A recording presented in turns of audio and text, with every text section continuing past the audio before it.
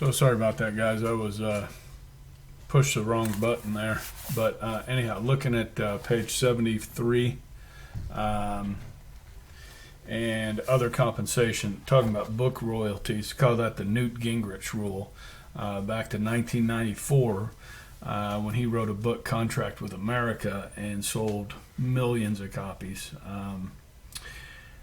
He got in trouble with Congress because he was making so much money from it, so they changed the rule. So some of you guys are reading political books now. Some of them might be from former members of Congress or sitting members of Congress as well. So they're allowed to do that. They get nice retirement packages, health benefits, so that, you know, it's a pretty good deal. They also get tax deduction to keep 2 residents, one in their home district and one in Washington. They get free plans for the offices. There's 2 gyms, 3 restaurants in the Capitol.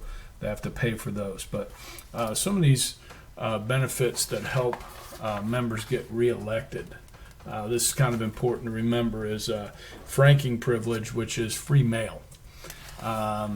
Something, if Ron Estes, who represents us in the 4th District, wants to send out a mailer to everybody in his district, he can do so, and he can send that out for free. Okay.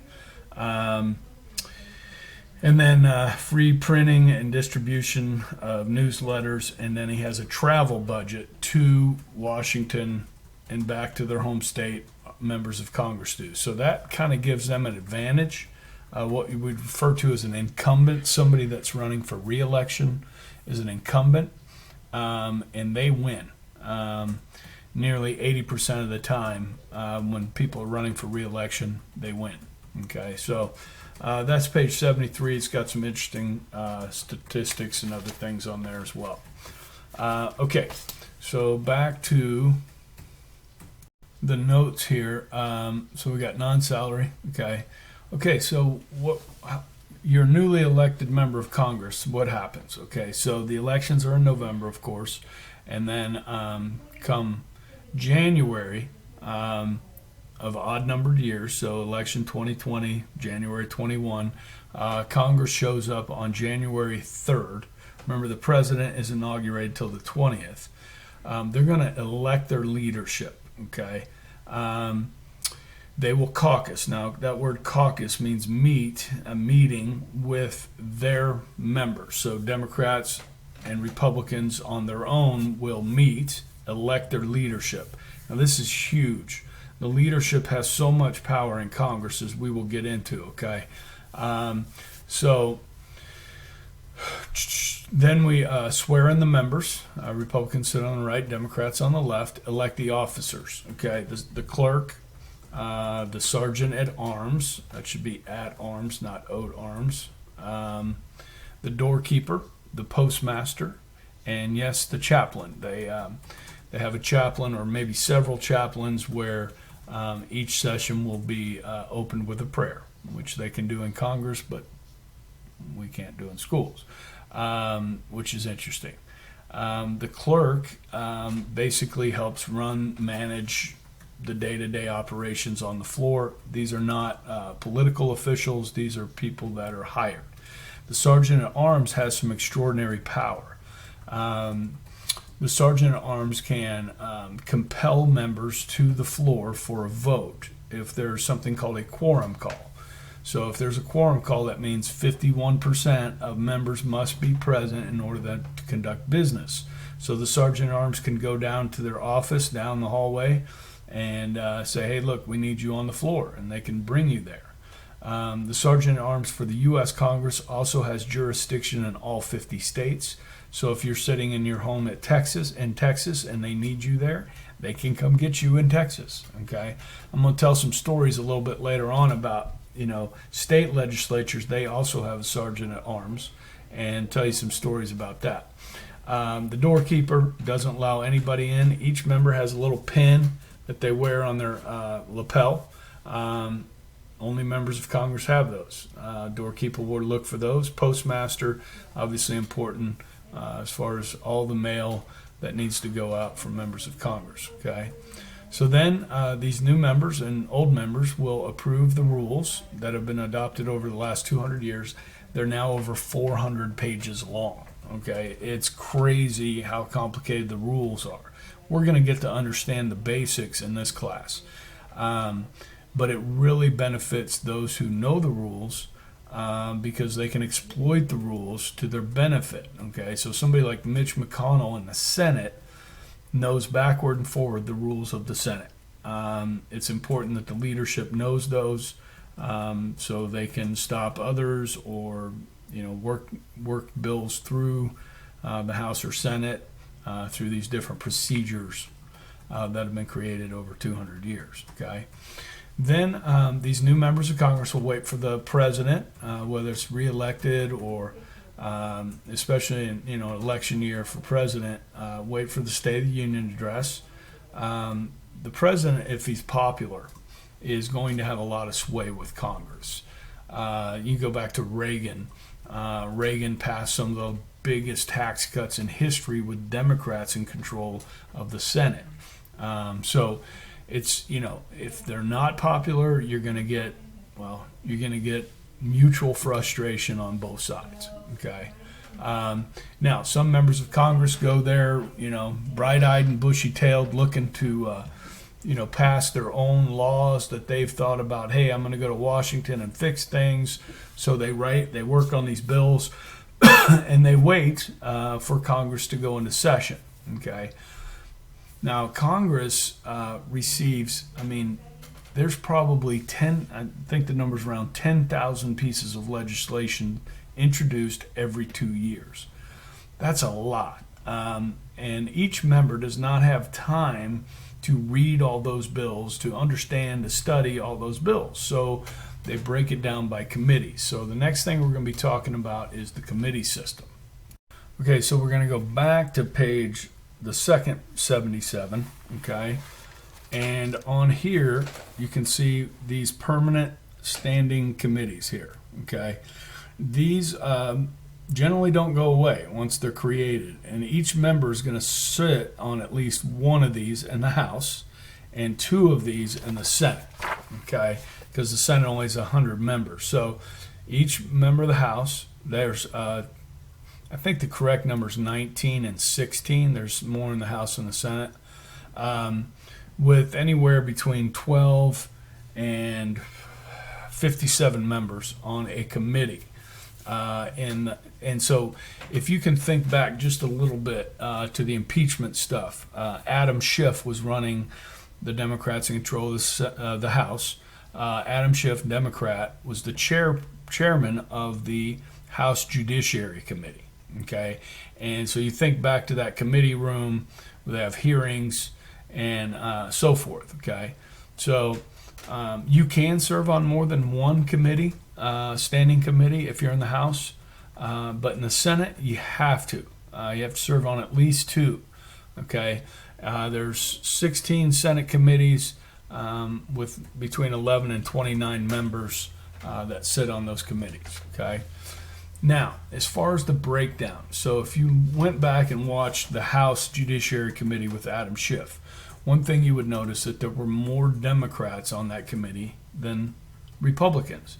They have the majority in the House, they have more members, and that is generally proportional to how big their majority is in either body. So if you look at the Senate, which is 53 Republicans, 47 Democrats, committees may just have one more Republican than a Democrat, maybe two. Okay, so that's proportional as it goes with the whole Senate. Okay, these committees, they do the work. Okay, so if a bill is introduced on health care, for instance, okay, we can go in here and look at these different committees and find which committee it would best sit under. It does not have to go to that committee. As we're going to learn, the Speaker of the House gets to determine which committees every bill goes to. Okay, in the Senate, the majority leader gets to decide every committee these bills go through. Okay, so it makes sense to send it to a committee where the members might be more expert on those topics, but it doesn't have to be the case. When Obamacare went through, Nancy Pelosi sent that bill to 11 different committees in the House because it was so large. I mean, it's 2,600 pages long. They broke it apart and shared the labor on it. Okay. Now, inside these standing committees are what are called subcommittees. Makes sense. Okay. So you take the Agriculture Committee in the Senate. Okay. So there's probably a subcommittee dealing with imports and exports of our agricultural goods, maybe a subcommittee on pesticides, insecticides. When it comes to agriculture, there's probably a committee when it comes to things like food stamps, school lunches. That's another thing that the Department of Agriculture gets involved with. So you might have several subcommittees under each one of these committees, and members have to serve on many of them. This is where members of Congress tend to become experts in these specific areas. Now, obviously, if you were representing the big one district of Kansas, which is basically western Kansas, you would want to be on the Agriculture Committee, okay, because that is something that's vital to your district, your state. Well, guys, here's the thing. You are only able to sit on these committees if the leadership of your party wants you on those committees. If you don't get along with Nancy Pelosi and you're a Democrat and you want to be on a certain committee, well, guess what? You're probably not going to get on that committee. But if you're a good little boy or girl and listen to Nancy, they're going to put you on the committee that you want to be on. Does that make sense? Some of these are very popular committees. Some are not popular committees. And I have the committees that our members in Kansas are on here at the bottom. For instance, Ron Estes is on the Ways and Means Committee. Guys, that's an important committee. In the House, Ways and Means means ways and means to pay for things. That means taxes. Okay, so it's a very powerful committee when you start talking about taxation. Okay. So these are the working mechanisms, because every member doesn't have time to read all these bills, so they split them up, and it does work fairly effectively. Okay, so next we're going to just kind of finish up today with these different types of committees that are not so permanent as these others. So select committees is a special group that's set up for a specific purpose. Okay, I've given some examples here. 9/11 Commission. This is set up. It's probably House and Senate members to investigate, how 9/11 took place without us, seeing it coming. What went wrong?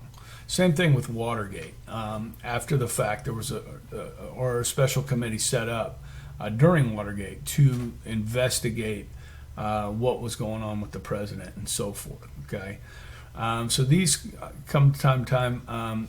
There is something called the House Select, but now it's called the Permanent House Select Committee on Terrorism, okay, or on intelligence. So sometimes these select committees, which are temporary, become permanent. Okay. Then you have the joint committees. These are more clerical in nature, okay? They're not really political. So joint committee on printing. What can be controversial about that? Library of Congress, etc. Now, because it's joint, that means it's both the House and the Senate members working together, okay? And then conference committee is the last one. Now, guys, one of the things I'm going to be going through with you is how a bill becomes a law. And this is going to be a major part of that. Okay, so I'm going to describe it now, and then I'll describe it again later so you can get a better feel for it. So let's just take this $2.2 trillion bill that Congress passed to help with the relief from the coronavirus. Okay, government is mandating that businesses are shut down. That means employees are going to be laid off. Some employers are trying to pay their employees even while they're shut down. This is very difficult. So the $2.2 trillion mostly is going to go to unemployment for people that lose their jobs. They're actually sending out checks to people and to businesses that try and keep going to help them pay their employees. It's a very complicated bill, okay? But let's just say, for the sake of argument, the House wanted to spend 2.8 trillion, okay? And then because that is going to spend money, okay? That's going to spend money, 2.8 trillion. It's got to start in the House. Then you send it over to the Senate. Now the senators, the rules are basically, as I'll explain later, there aren't many rules, okay? So they're going to make changes to it. They're going to want to do different things than the House is, okay? So let's say they come back with a $1.6 trillion plan, okay? So now you got two plans. Now both of these plans, let's say, pass each house. What do? Okay? Well, that's what a conference committee does, okay? So as I talked about,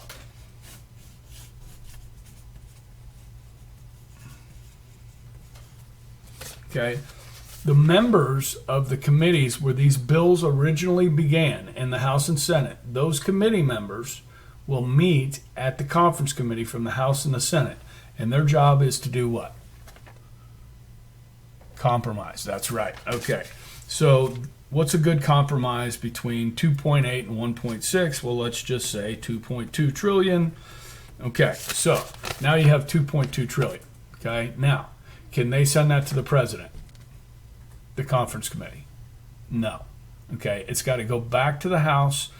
It's got to go back to the Senate. Okay, and be voted on. That same exact bill has to pass both houses in order for it to go to the president and be signed into law. And that is a conference committee, and is an important part of how a bill becomes a law, which we will be getting into tomorrow in the next session. I apologize, I had to break this in two. I hit the wrong thing. I'm going to post an assignment for 2 questions. Okay, it won't take you long to come up with a couple of questions for this lecture. And then tomorrow we're going to get into looking at the specifics of the House and the Senate with lots of good stuff in there, guys. Okay. Hope you're well. Good luck with your book reviews. Hit me up on that post thing if you got any questions or chat, what have you. Okay. See you guys.